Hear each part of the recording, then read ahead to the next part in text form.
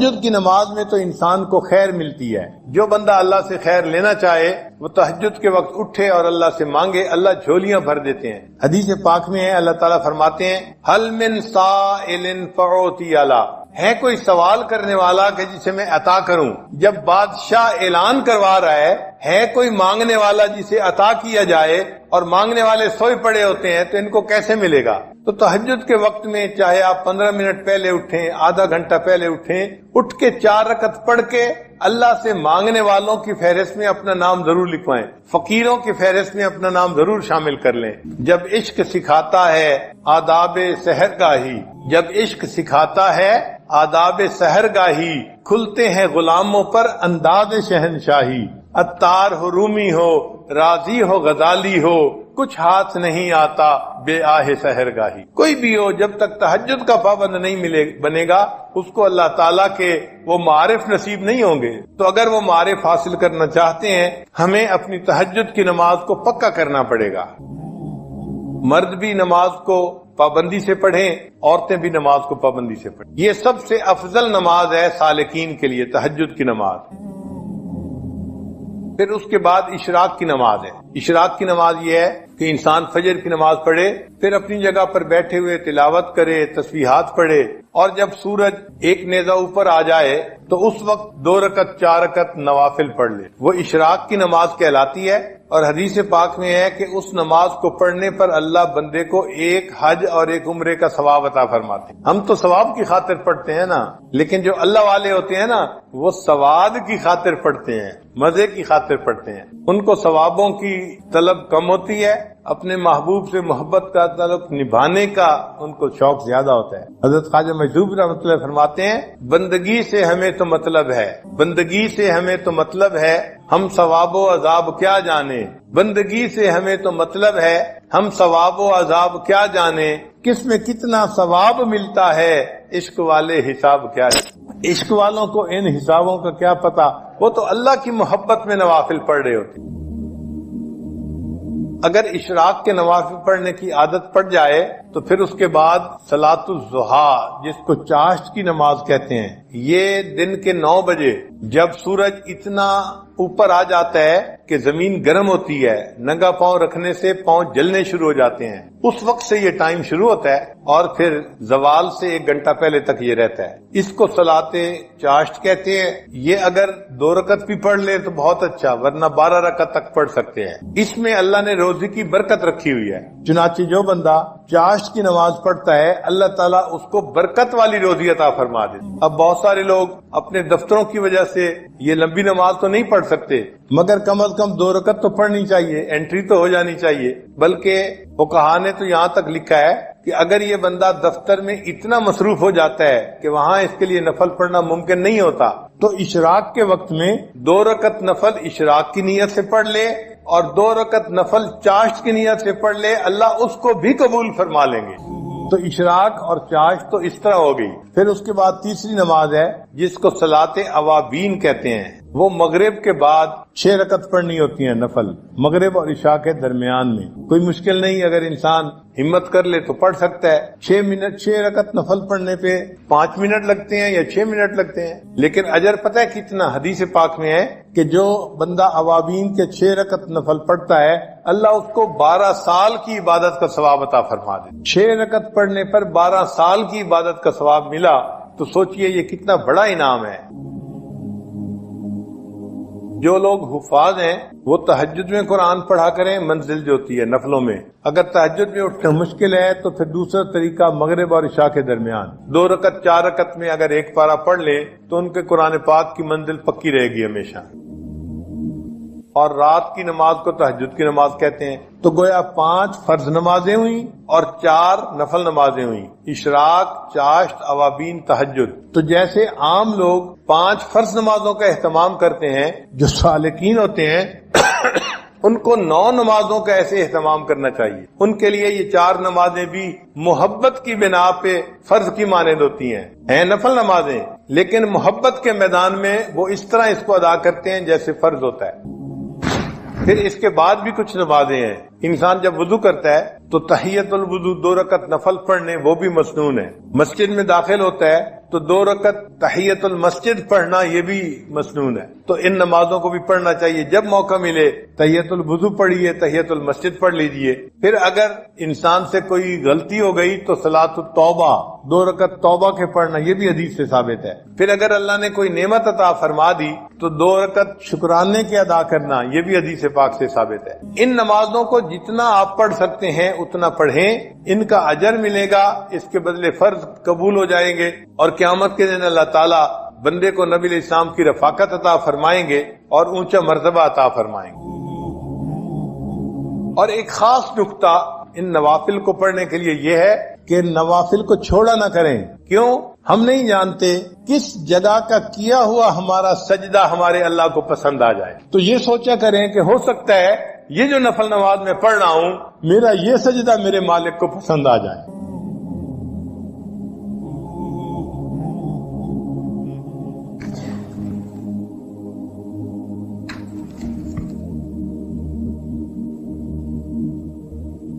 علامہ اقبال نے کہا واقف ہو اگر لذت بیداری شب سے، واقف ہو اگر لذت بیداری شب سے، اونچی ہے ثریا سے بھی یہ خاک پر اسرار. یعنی یہ خاک کی مٹھی انسان جو ہے یہ ثریا سے بھی اونچا چلا جاتا ہے. اللہ تعالی ہمیں بھی بیداری شب کی لذت عطا فرمائے. تیری محفل بھی گئی، چاہنے والے بھی گئے، شب کی آہیں بھی گئیں، صبح کے نالے بھی گئے. دل کو زندہ کرنے کا ایک سبب اتباع سنت.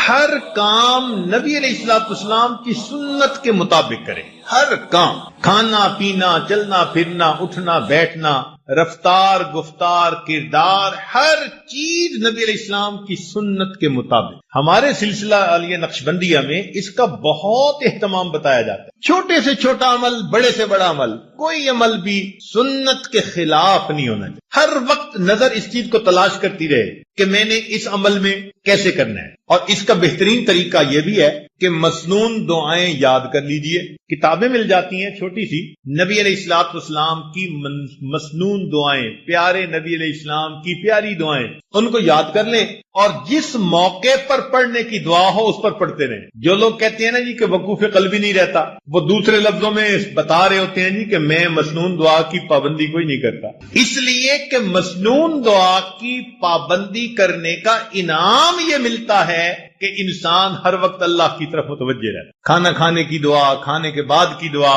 سو کر اٹھنے کی دعا، سونے سے پہلے کی دعا، کسی سے ملنے کی دعا، گھر میں داخل ہونے کی، نکلنے کی، ہر موقع کی دعائیں ہیں. تو مسنون دعاؤں کی برکت سے اللہ تعالیٰ وقوف قلبی کا رکھنا آسان فرما دے. آپ اس کا تجربہ کر لیجئے. جب آپ محسوس کریں نا کہ جی میں وقوف قلبی کا دھیان نہیں رکھ سکتا یا رکھنا مشکل ہے، آپ محسوس کریں گے کہ سنت دعائیں پڑھنے میں آپ کوتاہی کر رہے ہیں. ان کی پابندی کریں، آٹومیٹکلی اللہ کی طرف دھیان رہے گا، توجہ رہے. دل کو زندہ کرنے کا ایک اور عمل قیام اللیل، تہجد کی نماز. چنانچہ جو لوگ چاہتے ہیں کہ اللہ رب العزت سے تعلق ہو، ان کی محبت دل میں ہو، ہم اللہ تعالیٰ کے مقبول بندوں میں شامل ہو جائیں، ان کو چاہیے کہ رات کے آخری پہر میں چند رکعت نفل اللہ کے حضور ضرور پڑھا کریں.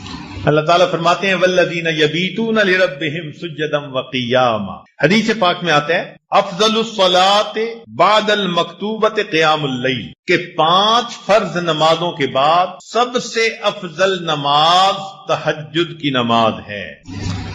قیل للحسن، حسن رحمت اللہ علیہ سے یہ کہا گیا ما بال المتہجدین احسن الناس وجہا، کیا وجہ ہے کہ تہجد پڑھنے والوں کے چہرے بڑے منور ہوتے ہیں، ان کے چہروں پہ بڑا نور ہوتا ہے. قال، انہوں نے جواب دیا لأنہم خلو بالرحمن فألبسہم نور من نورہ، اس لیے کہ وہ اللہ کے ساتھ تنہائی میں عبادت میں وقت گزارتے ہیں، اللہ اپنے نور کو ان کے چہروں پر پالش کر دے.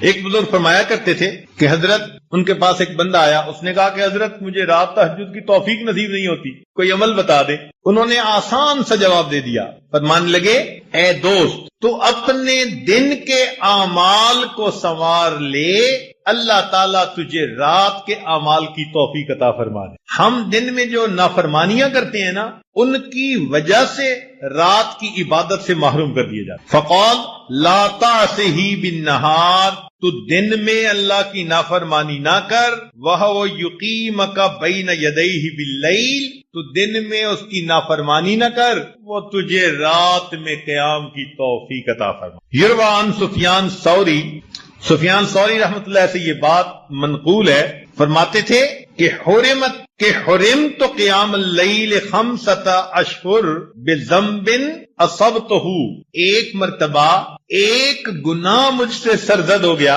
جس کی وجہ سے 5 مہینے تہجد کی نماز سے میں محروم ہو گیا. اور پتہ ہے وہ گناہ کون سا تھا؟ فرماتے ہیں گناہ یہ تھا کہ ایک نوجوان دعا مانگتے ہوئے رو رہا تھا اور میں نے اس کی طرف دیکھ کر گمان کیا کہ یہ ریاکاری کر رہا ہے.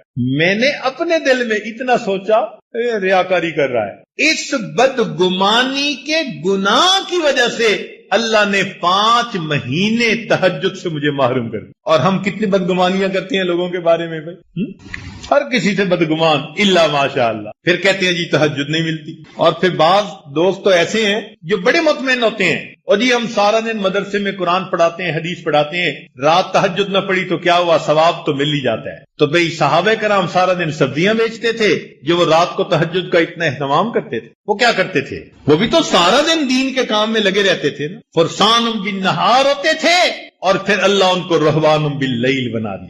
رات گھوڑے کی پیٹھ پہ ہوتے تھے صبح میں، اور رات مسلح کی پیٹھ پر ہوا کرتے. تو یہ تو نفس ہمیں مطمئن کر دیتا ہے نا کہ کوئی بات نہیں اگر تہجد کی توفیق نہیں ملتی. اچھا ایک بات ذرا توجہ سے سنیں کہ ایک تو ہے ہمارا سوچنا ہم تہجد پہ نہیں اٹھتے، اور ایک سوچ کا انداز اور بھی ہے. وہ کیا؟ حدیث پاک میں آتا ہے اللہ تعالیٰ رات کو فرشتوں کی 3 جماعتیں بنا دیتے ہیں. فرشتوں کی کتنی جماعتیں؟ 3 جماعتیں بنا دیتے ہیں. ایک جماعت کو کہتے ہیں کہ دیکھو فلاں فلاں میرے مقبول بندے ہیں، تم جاؤ اور ان کو پر مار کے جگا دو، یہ تہجد میں اٹھنے کا وقت ہے، یہ اٹھیں گے مجھ سے مانگیں گے، میں پروردگار ان کی جھولیوں کو بھر دوں گا. چنانچہ یہ لوگ سوئے ہوئے ہوتے ہیں، نہ گھڑی کا الارم نہ کوئی اور، اچانک ان کی آنکھ کھل جاتی ہے. یہ اللہ تعالیٰ کی طرف سے فرشتے اٹھا دیتے ہیں ان کو، اچانک آنکھ کھل جاتی ہے. دل میں ارادہ لے کے سوتے ہیں 3 بجے اٹھنے، 3 بجے آنکھ کھلتی ہے تو اللہ تعالیٰ کے فرشتے جگا دیتے ہیں. اور پھر دوسرے گروپ کو اللہ فرماتے ہیں کہ جاؤ فلاں فلاں فلاں میرے ناپسندیدہ بندے ہیں، میں انہیں پسند نہیں کرتا، تم جاؤ اور ان کو تھپکی دے کے سلا دو، یہ میرے نیک مقبول بندوں کے اٹھنے کا وقت ہے اور میں نہیں چاہتا کہ اس موقع پر یہ مجھے اپنی شکل دکھا. رات کے 1 بجے تک جاگتے رہیں گے، 2 بجے تک جاگتے رہیں گے، جب تہجد کا وقت شروع ہو جائے گا نیند آ جائے گی. آپ شادی بیاہ پہ دیکھیں، لوگ پروگرام بناتے ہیں آج شادی کی رات ہے جی ساری رات جاگیں گے، ساری رات نہیں جاگتے. جب تہجد کا وقت شروع ہوتا ہے سارا مجمع سو جاتا ہے، گھر کی عورتیں سو جاتی ہیں، مرد سو جاتی ہیں، مہمان بچے سب سوئے پڑے ہوتے ہیں. وہ سوئے نہیں ہوتے، ان کو سلا دیا جاتا ہے. تو یوں بھی تو ہم سوچ سکتے ہیں نا کہ ہم تہجد نہیں پڑھتے، نہیں، شاید ہم سے کوئی ایسا گناہ ہوتا ہے اللہ تعالیٰ اس برکت والے وقت میں ہماری شکل دیکھنا پسند ہی نہیں. وَهُوَ يَتَوَلَّى الصَّالِحِينَ، وہ اللہ نیکوکاروں کا سرپرست ہے. اور یہ 100% سچی بات ہے. یعنی لوگوں کے لیے کہتے ہیں نا جی آؤٹ آف دی وے، اللہ تعالیٰ کے لیے تو کوئی چیز آؤٹ آف دی وے نہیں ہے نا، مگر ہے اسی طرح کہ جو نیک بنتا ہے دیکھنے سے پتہ چلتا ہے کہ جیسے کوئی غیبی قوت آؤٹ آف دی وے جا کے اس کی مدد کر رہی ہے، اس لیے کہ وہ اللہ کی سرپرستی میں آ چکا ہوتا ہے. ایسے اللہ تعالیٰ اپنے بندوں کی مدد فرماتے ہیں. ذرا اللہ سے دوستی لگا کے دیکھیں، اس کی سرپرستی میں آ کے دیکھیں، سمجھ پھر لگے گی کہ بندے کی زندگی کتنی سہانی ہو جاتی. آج تو جس بندے کے کنٹیکٹ بڑے ہوں، واقف ہوں، کہتے ہیں جی اس کے بڑے لمبے ہاتھ ہیں، اور اللہ والوں کی تو حالت یہ کہ ان کے ہاتھ تو اللہ تعالیٰ کی جیب میں ہوتے ہیں. اللہ اپنے بندوں کی کیسے مدد کرتا ہے، ذرا 1-2 واقعات سن لیجئے. رابعہ بصریہ اللہ کی نیک بندی، اپنے صومعے میں عبادت کرتے کرتے تھک گئیں تو سو گئیں. ایک چورا نکلا، اس نے دروازہ کھولا، اندر گھسا کوئی اور چیز تو نہیں اسے نظر آئی، مگر ایک چادر پڑی ہوئی تھی. اس نے کہا چلو چادر ہی لے چلتا ہوں. جب چادر اس نے اٹھائی اور واپس جانے لگا، ایسا سر چکرایا کہ اس کو آنکھوں کے آگے اندھیرا ہو گیا، دروازہ نظر ہی نہیں آیا. تو وہ بہت کنفیوز ہوا اور اس نے چادر نیچے پھینک دی. جیسے ہی نیچے پھینکی دروازہ نظر آیا تو اب اس پہ نا خوف طاری ہو گیا اور وہ باہر نکلنے لگا. جیسے باہر نکلنے لگا ایک آواز آئی، اگر ایک دوست سویا ہوا ہے تو دوسرا دوست جاگتا ہے. اگر ایک دوست سویا ہوا ہے تو دوسرا دوست جاگتا ہے. تم کیسے یہاں سے کوئی چیز چرا کے جا سکتے؟ وَهُوَ يَتَوَلَّى الصَّالِحِينَ، وہ اللہ تعالیٰ نیکوکاروں کا سرپرست ہے، ان کا ذمہ دار ہے. چنانچہ ایک بڑھیا کا واقعہ لکھا ہے کہ اس کا گھر بادشاہی محل کے ذرا قریب تھا، اکیلی تھی. ایک دن اس کو رشتہ داروں کے ہاں تقریب میں جانا پڑ گیا تو وہ چلی گئی اور وہاں اس کو 1-2 مہینے لگ گئے. جب 2-4 مہینے کے بعد واپس آئی تو وہ بڑھیا اپنا گھر دیکھتی ہے تو گھر نظر نہیں آتا. اس نے کسی سے پوچھا کہ یہاں تو میرا گھر تھا. انہوں نے کہا بھائی تو یہاں تھی نہیں، اور یہ بادشاہ کے محل کو تھوڑا سا ایکسٹینڈ کرنا تھا، تو جب 2-4 دن دیکھا کہ کوئی یہاں ہے ہی نہیں تو تمہارا تالا پولیس نے کھول لیا، اندر بھی کچھ اتنا تھا نہیں تو تمہاری کوٹھڑی کو گرا کے بادشاہ کے محل کی ایکسٹینشن کر دی گئی. تو جب اس بڑھیا نے یہ سنا نا کہ تم تو یہاں تھی نہیں اس لیے تمہارے گھر کو گرا دیا گیا، تو بڑھیا نے آسمان کی طرف دیکھ کے کہا اللہ میں تو یہاں نہیں تھی، تو یہی تھا. میں یہاں نہیں تھی، تو یہی تھا. یہ لفظ اس کے کہنے تھے کہ جو ایکسٹینشن کی ہوئی عمارت تھی اس کی چھت زمین کے اوپر آ گئی. نیک لوگ دنیا میں لاوارث نہیں ہوا کرتے، اللہ ان کا وارث ہوتا ہے. اگر ہمیں اپنے والد کے وارث ہونے پہ اتنا اطمینان ہوتا ہے، بیوی کو خاوند کے وارث ہونے پہ اتنا اطمینان ہوتا ہے، تو اگر کسی کا وارث اللہ رب العزت بن جائے تو سوچو پھر اس کے کیا مزے ہوں گے. اس کی مثال یوں سمجھیے کہ ہم نوجوان کالج یونیورسٹیوں میں پڑھتے ہیں نا، تو اگر تو ان کا GPA بہت اچھا ہو تو فل اسکالرشپ مل جاتا ہے، اور فل اسکالرشپ والے بچے کو پڑھنے میں کوئی دقت ہی نہیں ہوتی. وہ جی مجھے فل میڈیکل ڈگری کرنے کے لیے اسکالرشپ مل گیا، مجھے کوئی فکر نہیں. اور جس بندے کو اسکالرشپ نہیں ملتا اس کو میڈیکل کرنا قرضوں کے بوجھ میں دب جاتا ہے بیچارہ. ہم نے بچوں کو دیکھا ان ملکوں میں ساری عمر نوکریاں کر کے بڑھاپے تک اپنے زمانے طالب علمی کے قرضے اتارتے رہتے ہیں. تو جس کو فل اسکالرشپ مل جاتا ہے پھر اس کا تو معاملہ ہی کچھ اور ہوتا ہے. یوں سوچئے کہ ایک 100 منزلہ عمارت ہے اور اس میں لفٹ لگی ہوئی، ایلیویٹر لگا ہوا ہے، اور ہمارا کام ہے بس پش دبا کے دروازہ کھولیں اور سوار ہو جائیں. تو پھر 100ویں منزل پہ پہنچنا تو کوئی مشکل نہیں نا. اور ایک 100ویں منزل سے رسہ نیچے لٹکا ہوا ہے. اب ایک بندہ رسے سے چڑھنا چاہتا ہے، کتنا پریشان ہوگا، کتنا وہ مصیبت میں پڑے گا، کتنا بڑا رسک لے گا، اور اگر رسہ ہاتھ سے چھوٹ گیا تو مر بھی سکتا ہے. جیسے ایلیویٹر سے اوپر جانا اور رسے سے اوپر جانا کتنا دونوں میں فرق ہے، اس سے زیادہ فرق ہے اللہ کی سرپرستی میں آ کے زندگی گزارنا ایلیویٹر سے منزل پہ پہنچنے والی بات ہے، اور گناہوں کے ساتھ رسے سے لٹک کے زندگی گزارنا 100 منزلوں پہ جاننے والی مشکل بات. ہم گناہ کر کر کے اپنے آپ کو اللہ کی سرپرستی سے نکال دیتے ہیں، اور جب سرپرستی سے نکل جاتے ہیں اللہ حال پہ چھوڑ دیتے ہیں، جاؤ تم جانو تمہارا کام جانے، ہماری تو مانتے نہیں. پھر شیطان ہمیں بہکاتا ہے، لوگ بھی دھوکے دیتے ہیں، امیدیں توڑتے ہیں، بندہ دنیا میں دھکے ہی کھاتا پھرتا ہے، کشتیاں کرتا ہے اپنے حالات سے، لنگوٹ باندھ کے اترتا ہے. میں اس مصیبت کو پریشانی سے جان چھڑاؤں، اس سے چھڑاؤں. ایک سے جان نہیں چھوٹتی، دوسری اوپر سے، دوسری سے جان نہیں چھوٹتی، تیسری اوپر سے. وہ پنجابی زبان میں شعر کسی نے لکھا ہے، اس کا ترجمہ بھی کر دوں گا. اس دکھی حیاتی دے پینڈیاں وچ کدی راہ پہ گئے کدی بھول دے رہے، ایک دامن امید دا چھڑیا نہ لکھ جھکڑ انیریاں دے چل دے رہے، پت جھڑ دے جھڑے ہوئے پتیاں وانگ اسی تیرے جہان چ رل دے رہے، پر دامن امید دا چھڈیا نہ اسی نال تقدیر دے گھل دے رہے. جیسے پت جھڑ کے موسم میں خشک پتا ہوتا ہے، کبھی ہوا نے یہاں پھینکا کبھی وہاں پھینکا، اللہ کا سہارا چھوڑ کے بندے کا یہی حال ہوتا ہے. تو ایک ہے نیکوکاری کو اختیار کرنا اور اللہ کی سرپرستی میں آ جانا. اللہ ہر کام کو سنوارتے ہیں. حدیث پاک میں ہے، اے میرے بندے تو صبح کے وقت اگر میری عبادت کر لیا کر، میں سارا دن تیرے کاموں میں تیری کفایت کروں گا. اللہ اکبر. اللہ تعالیٰ ذمہ داری لے رہے ہیں. ہم سے فجر کی نماز نہیں پڑھی جاتی، اشراق ہی نہیں پڑھے جاتے.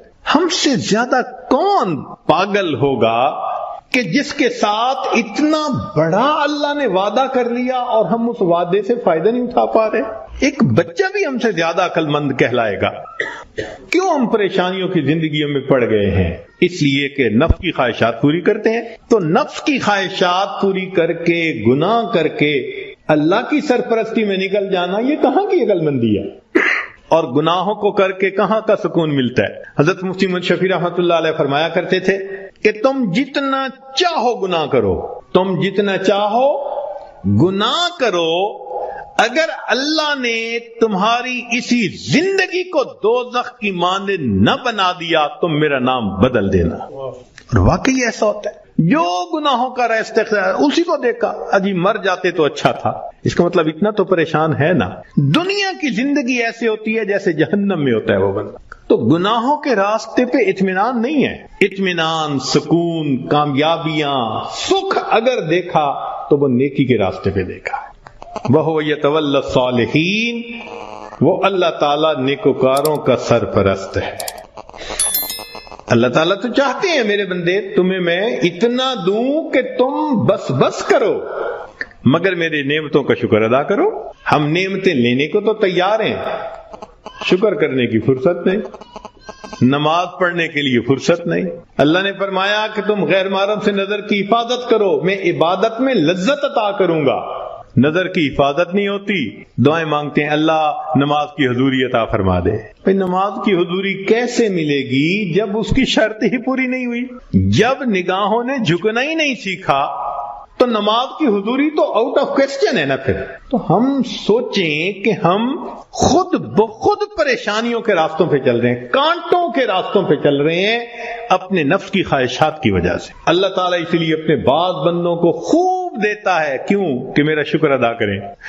شکر ادا نہیں کرتے، اللہ تعالیٰ لے لیتے ہیں. جو پروردگار دینا جانتا ہے وہ پروردگار لینا بھی جانتا. پھر کہتے ہیں حضرت صاحب ایک وقت تھا مٹی کو ہاتھ لگاتے تھے سونا بن جاتی تھی، آج تو سونے کو بھی ہاتھ لگاتے ہیں تو مٹی ہو جاتا ہے. حالات بدل جاتے ہیں اس لیے کہ ان کے تقاضوں کو پورا نہیں کیا ہوا ہوتا. چنانچہ بنی اسرائیل کے 3 آدمی تھے، ان کا ایک واقعہ عجیب ہے، بڑا سبق آموز ہے. ان میں سے پہلے بندے کے پاس ایک آدمی آیا اور اس کو کہا بھئی تمہاری کوئی پریشانی؟ اس نے کہا پریشانی تو بہت ہے. کیا؟ اس نے کہا بھئی یہ پھل بہری ہے، یہ جو سفید داغ جسم پہ ہو جاتے ہیں، برس کا مریض ہوں میں، اور میری شکل اتنی بری ہو گئی ہے کہ میں نہ مسجد جا سکتا ہوں نہ کسی کے سامنے بیٹھ سکتا ہوں. لوگوں کو کراہت ہوتی ہے مجھ سے، اور لوگ مجھے نیچی نظر سے دیکھتے ہیں، کم نظر سے دیکھتے ہیں. تو ایک تو میری یہ پریشانی ہے کہ برس کی بیماری ختم ہو جائے، اور دوسرا رزق کی بھی بڑی تنگی ہے. اس نے دعا دی اللہ اس کی بیماری کو دور کر دے اور اس کا رزق وسیع کر دے. اللہ تعالیٰ نے اس کی بیماری بھی دور کر دی اور اس کو ایک گائے عطا فرمائی، اونٹنی عطا فرمائی. اور اونٹنی کی نسل اتنی بڑھی کہ وہ تھوڑے عرصے میں ہزاروں اونٹوں کا مالک بن گیا، بڑا ملٹائی ملینر ہو گیا. وہ بندہ دوسرے کے پاس گیا، اس سے کہا بھئی آپ کی کوئی پریشانی؟ اس نے کہا جی سر پہ بال نہیں ہے، گنجا ہوں اور جہاں بیٹھتا ہوں لوگ میرا مذاق اڑاتے ہیں، اور دوسرا یہ کہ کاروبار بھی میرا نہیں چلتا تو رزق کی بھی پریشانی ہے. اس نے دعا دے دی اللہ اس کے بیماری کو بھی دور کر دے، اس کو رزق میں بھی برکت دے دے. اللہ کی شان کہ اس کے سر پہ خوبصورت بال بھی اگائے اور اس کو ایک گائے ملی، اور گائے کی نسل اتنی بڑھی کہ وہ تھوڑے دنوں میں سینکڑوں گایوں کا مالک، امیر آدمی بن گیا. پھر وہ بندہ تیسرے کے پاس گیا، وہ آنکھوں سے اندھا تھا. بھئی آپ کی کوئی پریشانی؟ اس نے کہا جی کہ میری پریشانی تو یہ ہے کہ میری بینائی نہیں ہے، لوگوں کے لیے تو فقط رات کو اندھیرا ہوتا ہے اور میرے لیے تو دن کی روشنی میں بھی اندھیرا ہے، اور دوسرا یہ کہ مجھے تو در در کے دھکے کھانے پڑتے ہیں، تو دعا کر دو کہ میرا رزق وسیع ہو جائے۔ اللہ نے اس کی بینائی بھی ٹھیک کر دی، اس کو بکری عطا کر دی، اور بکری اتنی نسل بڑھی، وہ ہزاروں بکریوں کا مالک۔ یہ تینوں بندے اپنے وقت میں بنی اسرائیل کے بڑے امیر بندے کہلانے لگے، کروڑوں میں کھیلنے لگے۔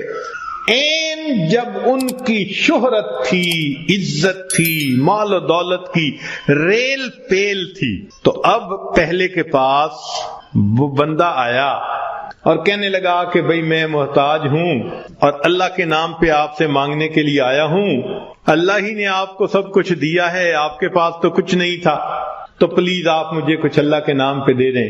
اس کو بڑا غصہ آیا، انہوں نے کہا یہ تم نے کیسی بات کی ہے کہ تمہارے پاس کچھ نہیں تھا؟ میں تو شروع سے ایسا اور امیر اور یہ اور وہ، کوئی مفت کا کہیں سے پیسہ ملا ہے میاں؟ میں نے کمائی کی ہے، محنت سے کمایا ہے، فلاں کی ہے، خبردار جو تم نے ایسی بات کی کہ تمہارے پاس کچھ نہیں تھا۔ اس نے کہا بھئی مجھ سے خفا نہ ہو، بس آپ جیسے تھے اللہ آپ کو ویسا کر دے، یہ کہہ کے چلا گیا۔ اور وہی ہوا کہ برس کی بیماری بھی دوبارہ ہو گئی، اور ایسی بیماری پھیلی کہ جتنے اس کے اونٹ اونٹنیاں تھے ایک ایک کر کے بالآخر سارے مرتے گئے۔ وہ جہاں تھا وہیں پہنچ گیا، دوسرے کے پاس گیا، بھئی محتاج ہوں، اللہ نے آپ کو اتنا دیا ہے، میں بھی آیا ہوں اللہ کے نام پہ لینے کے لیے، تو آپ دیں۔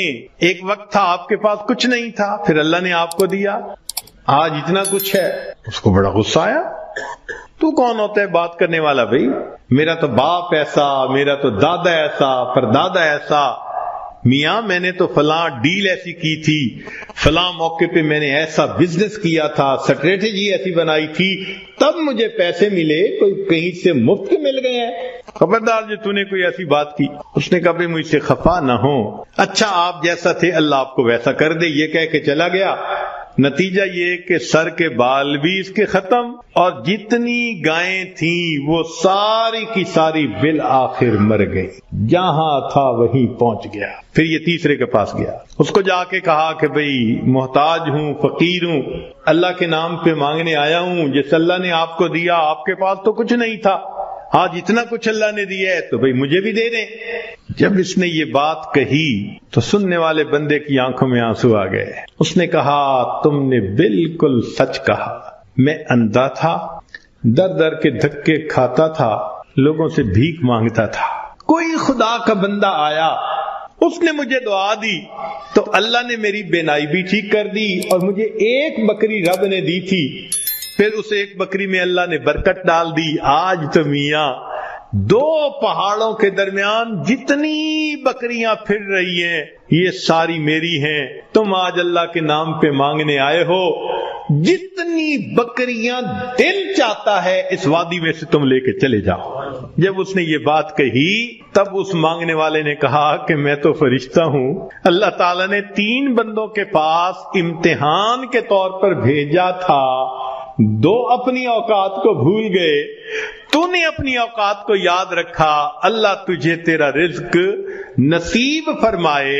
یہ بندہ ساری زندگی امیر تر بندہ بن کر زندگی گزارتا، دیتا تو اللہ ہی ہے نا ہر ایک کو، تو جب دیتا ہے تو پھر اس کا شکر گزار بندے بھی بنے۔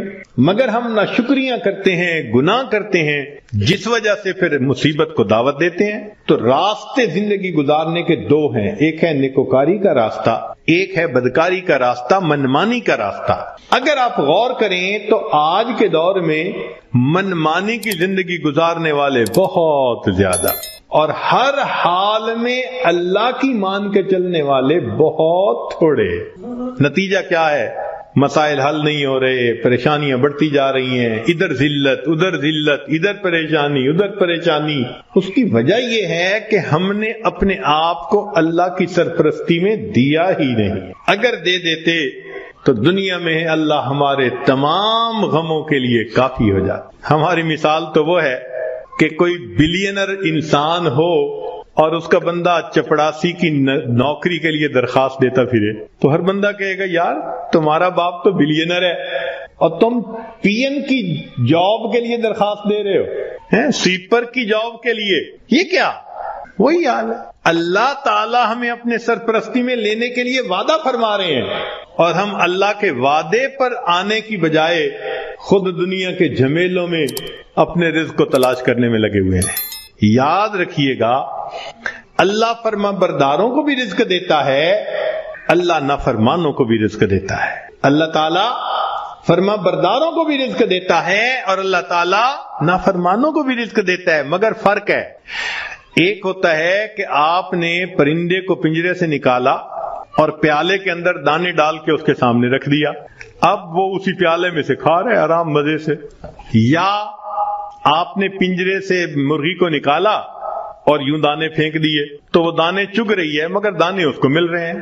یہ ہے اللہ فرما برداروں کو رزق دیتا ہے، کسی کا ایک ہی جگہ، کسی کا ٹریولنگ کے ساتھ، ادھر بزنس، ادھر امپورٹ، ادھر ایکسپورٹ، مگر اللہ تعالیٰ رزق دیتا ہے ان کو۔ یہ رزق ملتا ہے فرما برداروں کو۔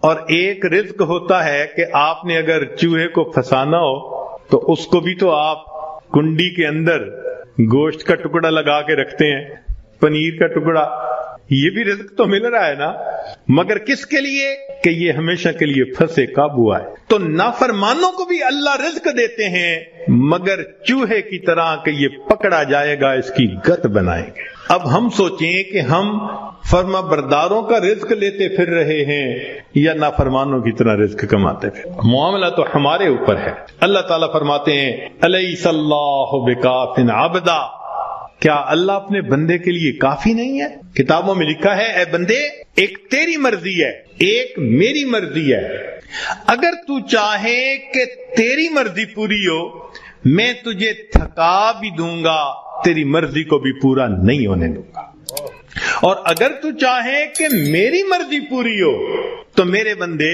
میں تیرے کاموں کو بھی سنوار دوں گا، تجھے رزق میں بھی وسعت عطا فرما دوں گا۔ تو اللہ کی مان کے ہم چلیں تو اللہ ہمارے سارے مسئلوں کو حل کر دیں گے، کیونکہ ہم پھر اللہ کی سرپرستی میں آ چکے ہوں گے۔ اللہ تعالیٰ قرآن مجید میں فرماتے ہیں وعد اللہ الذین آمنوا منکم وعملوا الصالحات لَيَسْتَخْلِفَنَّهُمْ فِي الْأَرْضِ، اجتماعی طور پر نیکوکار بن کر زندگی گزارنے والوں کے لیے اللہ کا وعدہ ہے، فرماتے ہیں میں تمہیں زمین کے اندر خلافت عطا کروں، وَلَيُمَكِّنَنَّ دِينَهُمُ الَّذِي ارْتَضَىٰ لَهُمْ وَلَيُبَدِّلُنَّهُمْ خَوْفَهُمْ أَمْنًا، اور اللہ ان کے خوف کو امن میں بدل دیتے ہیں۔ پھر اللہ تو وعدہ فرما رہے ہیں، وعد اللہ، اللہ کا وعدہ ہے۔ آج بندہ وعدہ کر دیتا ہے تو اتنا یقین، کیا اللہ کے وعدوں پہ ہم یقین نہیں کرتے؟ تو ہمارے زندگی کی کامیابی کا ایک ہی طریقہ ہے کہ ہم اللہ کے وعدے پر بھروسہ کر کے عہد کریں کہ اللہ آج کے بعد ہم نے نافرمانی نہیں کرنی۔ اب سوال پیدا ہوتا ہے کہ ہم صالحین میں شمار کیسے ہو سکتے ہیں؟ بہت آسان ہے، ذہن سے گناہ کے ارادے کو ختم کر دیجئے، ذہن سے گناہ کے ارادے کو ختم کر دیجئے۔ اللہ میں نے آپ کے کسی حکم کی نافرمانی نہیں کرنی، اور جو کر چکا میں توبہ کر رہا ہوں۔ تو پہلا قدم کہ آئندہ گناہ کی نیت کو ذہن سے نکال دینا، اور دوسرا کہ اگر پھر گناہ ہو جائے تو پھر توبہ کرنا۔ بس یہ دو کام کر لیجئے۔ ایک، ابھی اسی وقت پچھلے تمام گناہوں سے سچی توبہ کی نیت کر کے عہد دل میں کر، اللہ آئندہ میں آپ کی مان کے چلوں گا، ہر کام آپ کے نبی علیہ السلام کی سنت کے مطابق کروں گا، دین کے مطابق کروں گا، شریعت کے مطابق کروں گا، من مانی نہیں کروں گا۔ اور اگر بالفرض پھر گناہ ہو جائے تو پھر توبہ کرے۔ جو ایسا کرے گا وہ نیکوکاروں میں شمار ہوگا اور وہ اللہ کی سرپرستی میں آ جائے گا۔ اور جب تک ہم اللہ کی سرپرستی میں نہیں آئیں گے ہماری پریشانیاں ختم نہیں ہوں گی۔ ہم نے دنیا میں دیکھا ہے پرائی بکری کو کوئی گھاس نہیں ڈالتا۔ ہم نے کلمہ تو پڑھا نا، تو لیبل تو لگ گیا نا کہ یہ مسلمان ہیں۔ اب اگر اللہ کے در سے بھی کچھ نہ ملے تو کسی اور در سے کیا ملے گا؟ بلکہ ہم نے تو دیکھا ہے کہ جس کتے کے گلے میں پٹے کا نشان ہو نا، اس کو ہر کوئی دھتکار دیتا ہے، جائے اپنے مالک کے دروازے سے کھائے۔ بالکل ہمارا یہی حال ہے، جدھر رخ کرتے ہیں ہمیں دھتکارا جاتا ہے، جاؤ اپنے رب سے مانگو جا، اور رب سے مانگنے کے لیے نیک ہم بن نہیں رہے۔